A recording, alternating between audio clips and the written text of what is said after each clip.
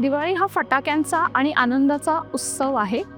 पण याच फटाक्यांमुळे कधी-कधी स्किन बर्न होऊ शकतं, स्किन भाजू शकते. तर यावेळेस इमर्जन्सी काय करायचं ते आपण बघूयात. तर शरीराच्या कोणत्याही भागावर जर फटाक्यामुळे भाजलं तर तिथे टूथपेस्ट, घी किंवा हळद असे काहीतरी घरगुती उपाय करू नका. त्यामुळे स्किन अजून डॅमेज होऊ शकते.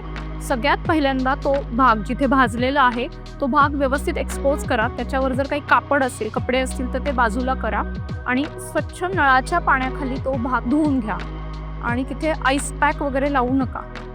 धुतलेला भाग जो आहे तो एकतर सॉफ्ट टॉवेलने कोरडा करा किंवा असा गॉज येतो व्हाईट कलरचा, तर या गॉजनी तो हलके पुसून घ्या.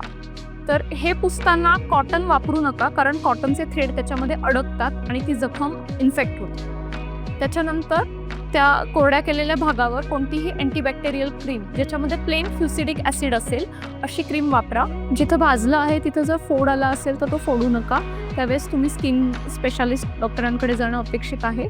आणि कुठलंही बर्न असेल तरी हे इमर्जन्सी ट्रीटमेंट जर आपण घरी केली तरीही एकदा तुमच्या त्वचेच्या डॉक्टरांना ते दाखवा, कारण काही वेळेस ओरली मेडिसिन देणं पण आवश्यक असतं आणि मगच त्या जखमा ज्या आहेत त्या बऱ्या होतात आणि त्याचे डाग राहत नाही.